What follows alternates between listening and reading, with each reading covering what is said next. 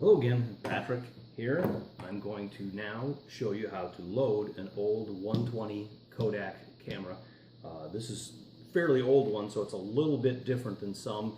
The camera and lens portion comes out of the body, which is just basically a case, and that holds the film, and then you put the camera back on top of the film, where most of the ones that you're going to come across open, split in half, and it's a little bit more like what you'd be familiar with if you ever loaded a 35mm camera, although there's no cartridge, the back opens, you put it in, close the back. So this one's a little bit different than that, so yours may be a little easier to load than this one will be. So I've got here a roll of Ilford Delta 100 black and white film, which is a paper-backed film. It'll go in here, and it's on a spool, so you got to be a little careful with this. It comes in a little pouch, and if you get some of this, you can buy it online, you can buy it here in town. I got this at a local big camera store.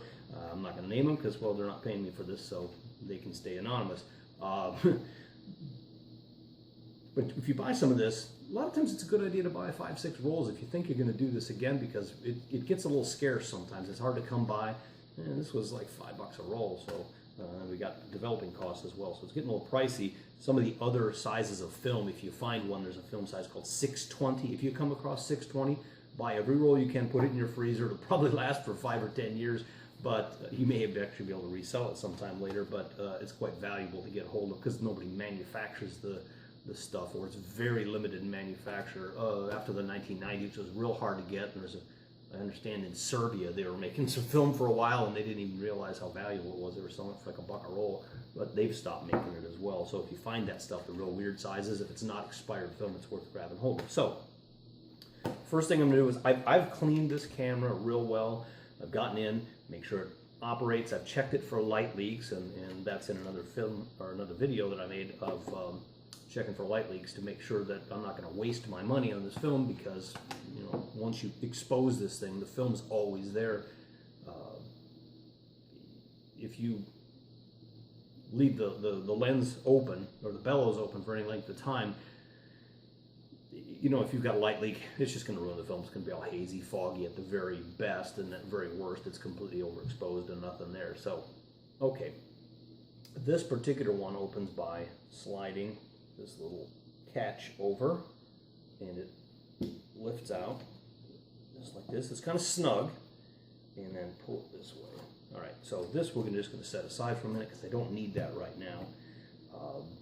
Now, when you load these, there's a receiver end and a feed end. Now, this particular one, the feed end, a lot of the later cameras will have a knob here so that the spool rides on it. This one just kind of rides free. It just sits down in there.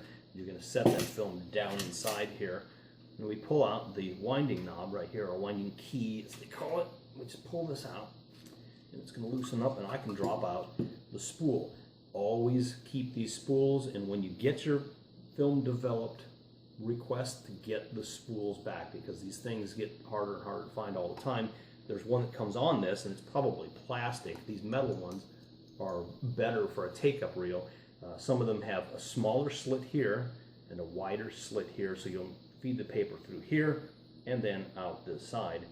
And then once we put it inside, then you'll see this winder can only go one direction. That's all. It won't let you go backwards. So once that's in place, you won't make any errors. So now what I'm going to do, because this film, when you're loading this, it's subject to light contamination. That's just all there is to it. The only thing that keeps this film from exposing to light is a sheet of paper that's riding next to it. It's not glued to or attached to it. It's just right there next to it, sandwiched together on the back of the film to prevent it from exposing. And the ends of this spool and that piece of paper are all that are keeping light from getting to this. So you kind of want to minimize light because there's a chance you'll get some. There's a really long leader on these things, so you don't have to worry that the film is right there and you're going to expose it. I mean, as a matter of fact, it's kind of ridiculous when you start winding it. You're going, when am I going to get to the numbers? You wait till the little numbers show in the window that's on the back. There's a little arrow, there's a little hand pointing. Then you finally get to the point that there's film. But there's a good long leader before you get to that, just to protect you for that reason. So I'm going to dim the blinds, or dim the light here by closing my blinds some. So this is going to get a little bit darker.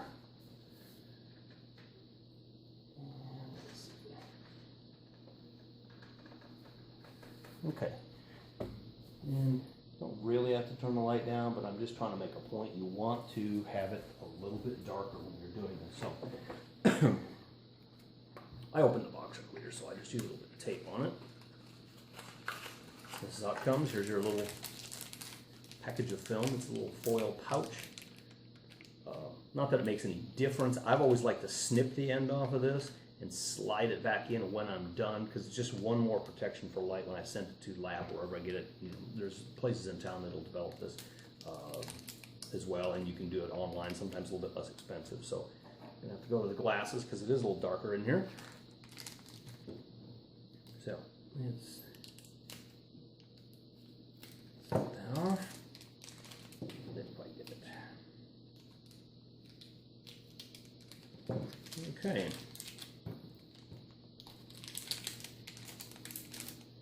So here's what you've got. It's going to say unexposed on here. Once you go to the other end, there's another tab on the other end of this that's going to say exposed, so it's really easy to tell them apart. Not that you're going to do tons and tons of this, but there's a little tab to help you open this thing up. And you can take this off of here. Now, obviously the film is going to lay in this way here. It's going to sit in this little receptacle on the bottom. Yours may have the tab similar to this that pulls out, so it'll slide back from this hole. This one, as I say, ride free. It's an older version. So here's some of the paper. I just try to keep it tight if I can, keep my finger on it.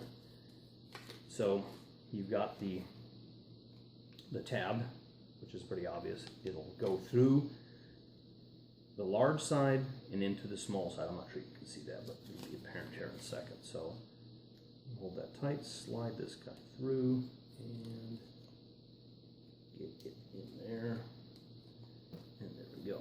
Okay, so since it's going to roll that way, I'm just going to wrap it a little bit, get a little bit of that slack out of there, and make sure it's riding inside the film. So, okay, gonna, oops, slide that down in the back where it would be, and if yours has that tab, it would be, you'd put it in there. So I'm gonna put this in, so I'll line that up, and now what I've got is I have this little key, has to go down in the hole. Oops, let's give it a little bit of a hard time here. There we go. There, now, that's seated in place. This is closed down. Now the winding spool is ready. So now my film is set. Take this guy. We're gonna, around the middle of the camera for this particular version, some of you may have it a lot easier. Slide that like this here, drop it down.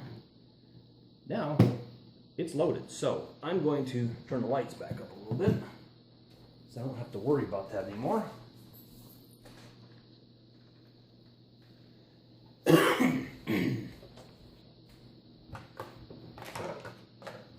that junk aside. So I have covered the little, what would you call it? The little window that's on the back of this with some tape, because this older camera didn't have the little slider that closed, and I've showed that on a different video. Matter of fact, I've got a camera right here. Some of them will have a little door that opens, which they discovered after a while that these things just get light leaks like crazy. So this one, I took a piece of cardboard and used some painter's tape. You could use gaffer's tape because I'm sure that's dark enough, just as an extra precaution, with a little tab on it so I can see what I'm doing. But right now, I need to open that because I'm going to start winding and loading the film. So as we go, just keep winding. You won't see anything. The little window there, all you can see is the paper on the back. You can see it looks kind of yellowish. And see the arrow? That means that's start. That's where we're starting this. It's a little confusing at first. You might think that's where you take your first picture. That's not the case. You wait until you get to a number. There's going to be a bunch of dots that get larger and larger and larger as they go. So let me see what I'm doing here.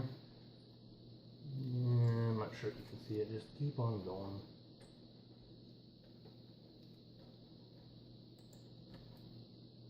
Okay, there's dots. You can't see them, they're down towards, there's a little arrow down there, and maybe you can see it, but, oh, there you go, there's another arrow. They have arrows in different places because different cameras have their windows in different spots.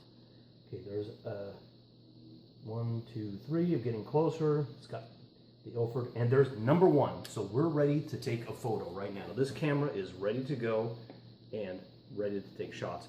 So I'm going to make another film outside. You can use these inside, and you have to use your number 1 diaphragm and do your settings as best you can. And sometimes, frankly, if you're taking an inside shot, you can make people sit still for a long time. Or if you're subject, if it's a still life, you can use the bulb feature or the time feature, and just you click the shutter once to open it, have a stopwatch or a clock, and you estimate your length of exposure, and then close it again. So you can take long exposures, but it's not going to do it for you. It's old school. You've got to time it yourself, and it's a bit of hit or miss. So you might want to try a couple different ones. But outside, you'll want to use the smallest diaphragm if it's a real sunny day, and the quickest shutter. And they call it instantaneous in the book, which is actually in current context kind of ridiculous. It's called it instantaneous because this is far from instantaneous. Taking a picture with this 90 years ago, they just didn't develop film. They didn't develop film at drugstores or anything back then. If you had your own setup, you could do it that same day perhaps, but most of the times you drop it in a prepaid envelope, send it off to Kodak, and 2 weeks later you get your film back. Of course, that wouldn't fly nowadays. I mean, everyone's got to be truly instantaneous. But most places, if you take it to places here in town, you can actually get it developed within 3 hours if you really were that motivated to get it done. But at any rate, I'm going to go outside here in just a moment and take some pictures.